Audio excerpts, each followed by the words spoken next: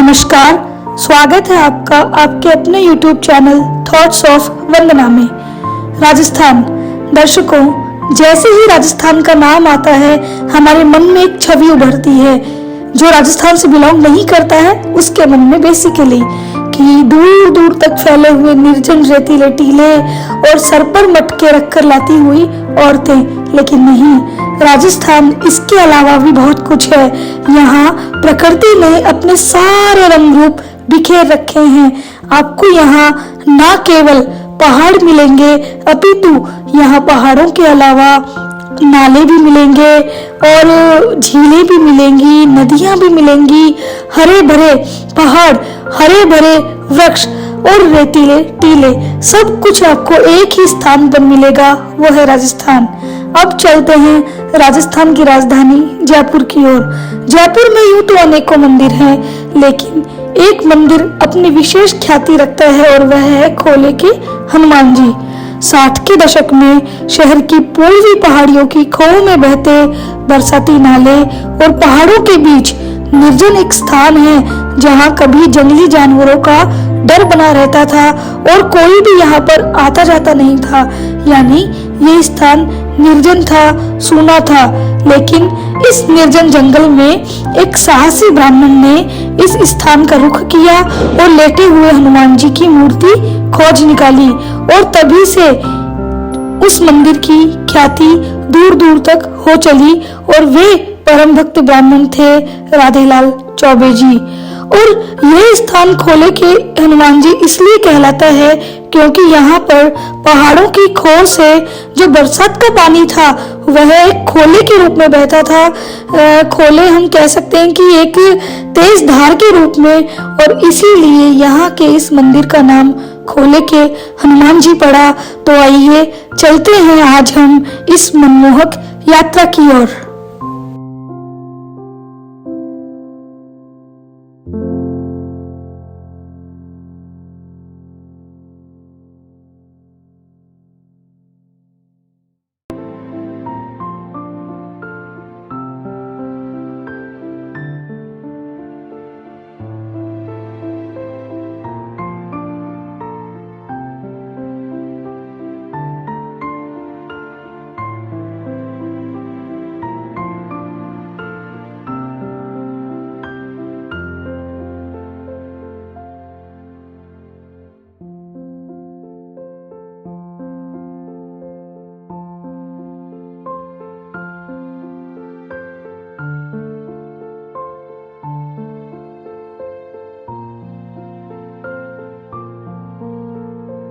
नमस्कार दोस्तों, जय श्री राम। और आज आपका एक बार फिर से स्वागत है आपके अपने YouTube चैनल थॉट्स ऑफ वंदना में।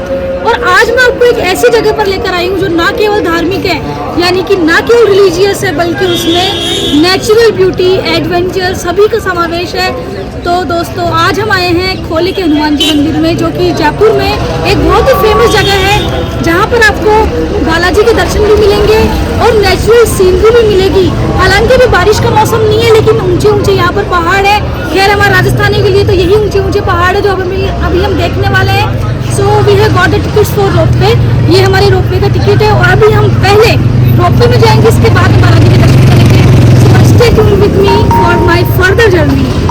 और आज हमारे साथ में विशेष मेहमान है फिर से डॉक्टर शेफाली शर्मा। अच्छी तरह हेलो करो। तो आज इसी का कहना था कि दीदी मुझे घुमा कर लाओ। मैंने बोला अक्षरधाम घुमाने चले, तो इसी शिकायत है हमेशा अक्षरधाम घुमा देती है। तो आज स्पेशली हम शेफाली के लिए आए हैं खोले के हनुमान जी मंदिर में। अच्छा लग रहा होगा? बहुत अच्छा। अभी से ही? तो ठीक है, अभी तो हमारे एडवेंचर शुरू भी नहीं हुए हैं और इसको अभी से अच्छा लगना शुरू हो गया है। सो अभी तो पता नहीं आगे क्या क्या होगा। शेफाली से स्टे ट्यून्ड। जय श्री राम। जय श्री राम।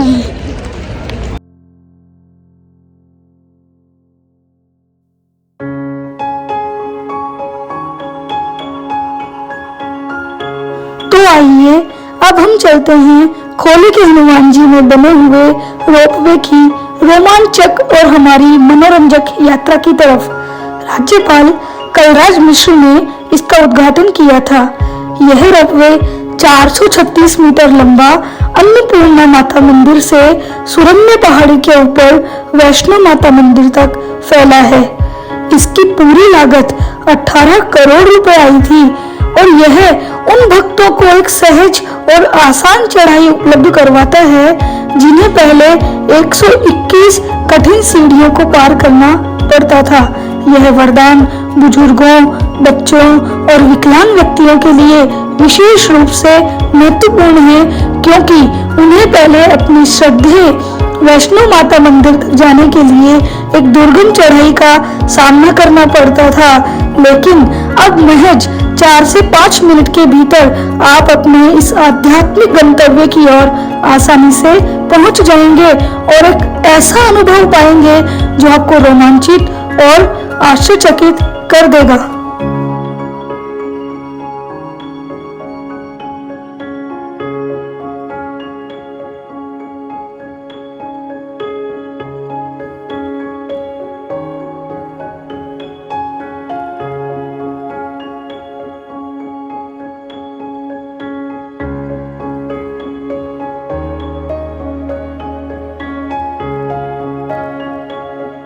यह रोपवे राजस्थान का पहला पूर्णतः स्वचालित रोपवे है जिसमें स्वचालित दरवाजा खुलने और बंद होने की व्यवस्था है। बोले तो ऑटोमेटिक। जैसे ही ट्रॉली प्लेटफॉर्म से चलेगी उसके गेट्स ऑटो लॉक हो जाएंगे। इसकी जो विंडो है वो 360 डिग्री पैनोरामिक व्यू देती है, यानी कि आप इसके विंडो के थ्रू वहां का पूरा नजारा आसानी से देख सकते हैं।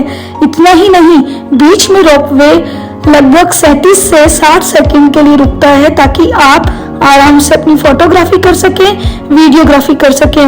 रोपवे विद्युत चालित है जिसके लिए अलग से ट्रांसफार्मर लगाया हुआ है।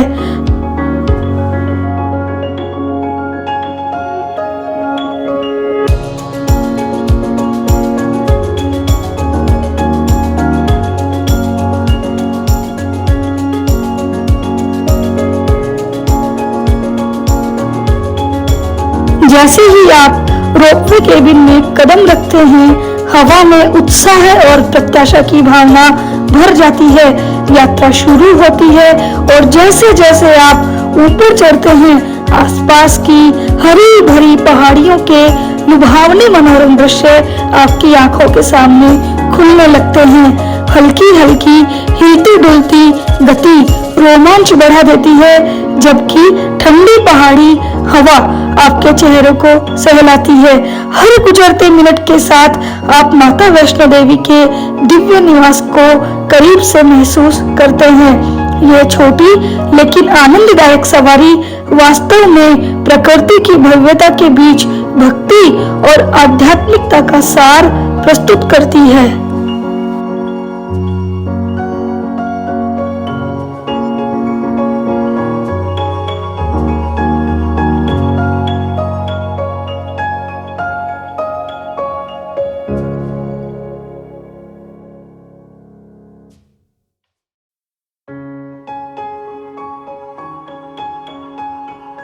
खोले के हनुमान जी के इस रोपवे का जो समय है वह सुबह 9 बजे से लेकर रात्रि के 9 बजे तक है।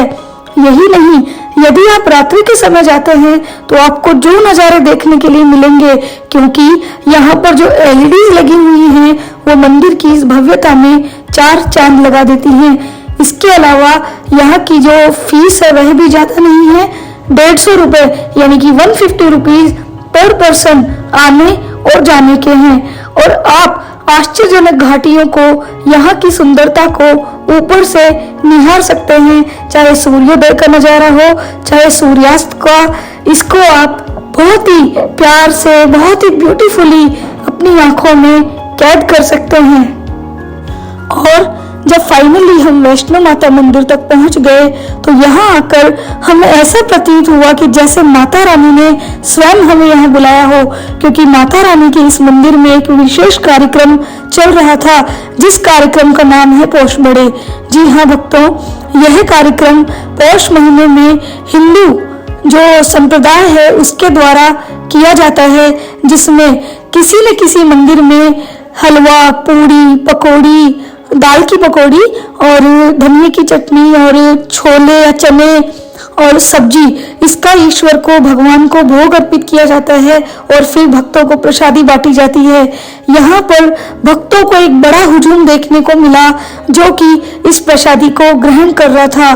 तो हम तो उस दिन स्वयं को ब्लेस्ड फील कर रहे थे इस प्रसाद को पाकर, और हमारा इस मंदिर में उस दिन जाना सार्थक हो गया। तो फाइनली हम रोपवे से होकर ऊपर आ चुके हैं और हमने वैष्णो माता के दर्शन भी कर लिए हैं और इसके साथ ही हमने आपको एक भंडारा भी खिला दिया है। यानी कि हमें यहाँ पर खोले के हनुमान जी और माता वैष्णो ने एक विशेष आशीर्वाद, एक विशेष प्रसाद दिया जो कि माता रानी का भंडारा था। दोस्तों, ये बहुत ही कम हो पाता है कि लिखा हुआ होता है कि प्रसाद कौन खाएगा।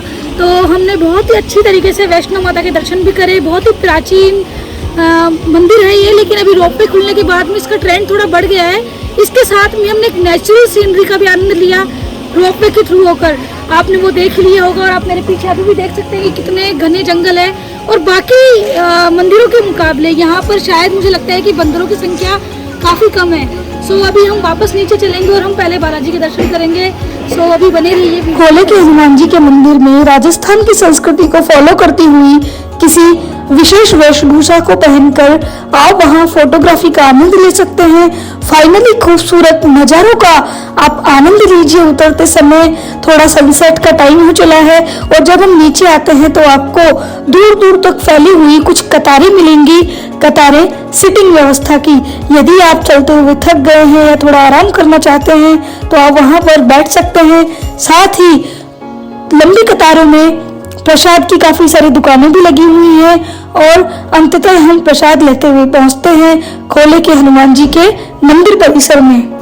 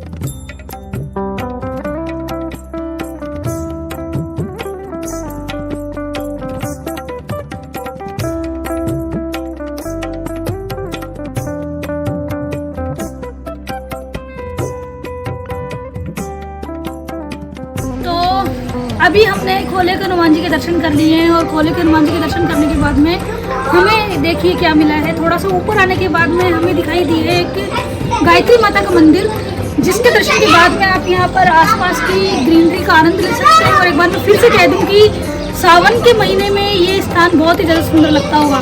तो मैं छोटी सी बात बता दूँ आपको खोले के हनुमान जी के मंदिर के थोड़े इतिहास के बारे में। तो पहले ये स्थान बहुत ही निर्जन रहा करता था, निर्जन बोले कि सूना एकदम कि यहाँ पर कोई नहीं आता था, क्योंकि आसपास में आप देख सकते हैं घने जंगल है, पहाड़ है, तो डर रहता था जंगली जानवरों का। तो हुआ क्या कि एक ब्राह्मण थे, उनका नाम था राधेलाल जी चौबे।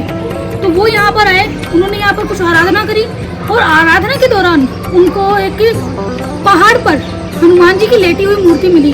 आपने अभी वीडियो में देख भी लिया होगा कि जो यहाँ पर हनुमान जी की मूर्ति स्थापित है वो भी स्वयंभू है, यानी कि वो अपने आप ही मिली हुई है, बनाई हुई नहीं है, और वो लेटी हुई मुद्रा में ही थी। लेटी हुई मुद्रा में आज हम उसके वर्तमान में दर्शन करते हैं। तो लेटी हुई मुद्रा में वो मूर्ति निकली।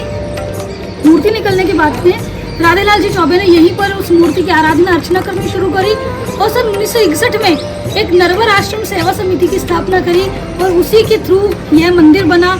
And then time to time इस मंदिर में कुछ चेंजेस हुए, कुछ और फॉर्मेशंस हुए, तो आज ये मंदिर आप देख सकते हैं कि इस रूप में है। सो आशा करती हूँ, उम्मीद करती हूँ कि आपको ये वाला वीडियो भी काफ़ी पसंद आया होगा। वैसे तो ठीक है, अभी दर्शन हमने रोपवे के भी आपको बता दिया है कि रोपवे में क्या था, क्या नेचुरल सीनरी थी।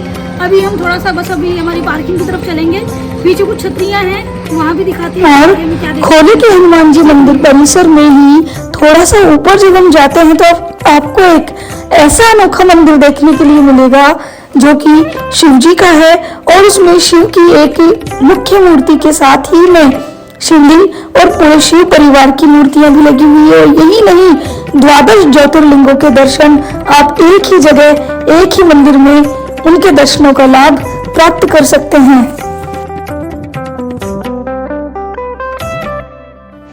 हमने खोले के हनुमान जी के दर्शन के बाद में एक आपको 12 ज्योतिर्लिंग के भी दर्शन करा दिए हैं। तो आज की हमारी विशेष मेहमान फ्रॉम उदयपुर, पूछना चाहूँगी कैसा लगा शेफाली? बहुत अच्छा लगा, बहुत पीसफुल है यहाँ पे एनवायरनमेंट पूरा, और बहुत अच्छा लगा। क्या मैंने आपको पूरा सपोर्ट किया? बिल्कुल। आपको एंजॉय कराया? आपकी वजह से ही आई हूँ मैं यहाँ पे। तो ठीक है, मेरी स्कूटी का पेट्रोल फुल करा दीजिएगा आप। Thank you. पैसे मैंने दिए हैं अभी रोपवे वाले। कोई बात नहीं, छोटी बहन है, डॉक्टर हो, चलता है इतना सा। तो आपने हनुमान जी से क्या सीखा, देखिए एक बार आप ये बता दो। किसी न किसी व्यक्ति विशेष, वो तो ईश्वर है, खैर सिखाएंगे ही, किसी चीज़ से भी अपन इतना कुछ सीखते हैं। और हनुमान जी से बेसिकली ये सीखने को मिलता है कि जब हम उनका मंगलाचरण करते हैं, बाबा तुलसी जब, तो वो लिखते हैं अतुलित बलधामम, मतलब अतुलित बलधामम मतलब बहुत सारा बल था उनके अंदर, फिर और भी विशेषण ऐड करते जाते हैं वो। लेकिन जब वो अंत करते हैं इस मंगलाचरण का तो बोलते हैं रघुपति प्रिय भक्तम, मतलब राम जी के प्रिय भक्त जो हैं वो हनुमान जी हैं। मतलब देखो, शुरू कौन से विशेषण से किया और ख़त्म कौन से पे किया।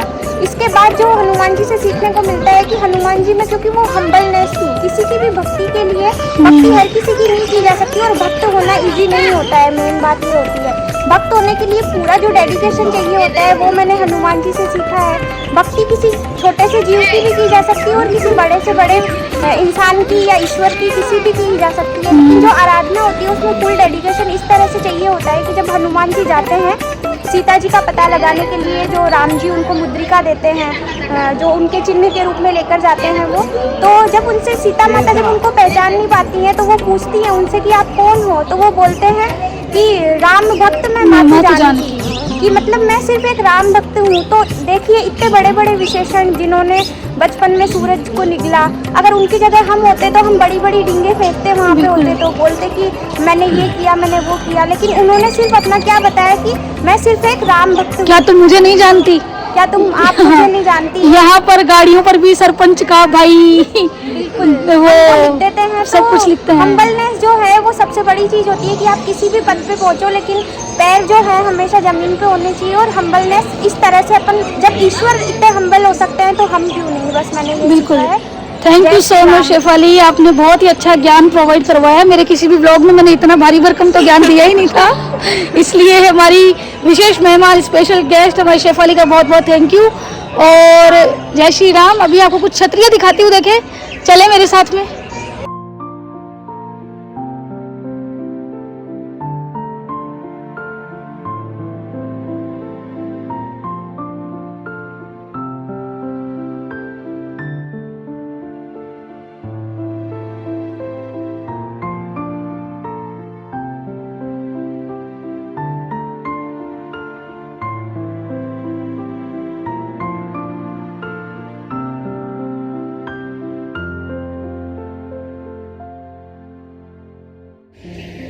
मैंने आपसे कहा था कि अब थोड़ी देर में छतरियाँ दिखाने वाली हूँ, तो ये वो छोटी छोटी छतरियाँ हैं जो कि यहाँ पर और आसपास में नीचे की तरफ भी बनी हुई है।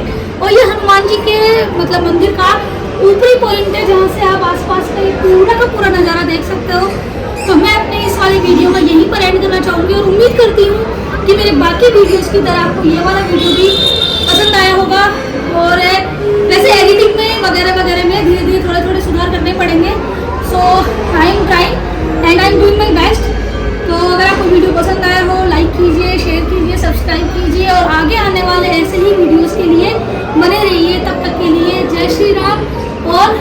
जय हनुमान।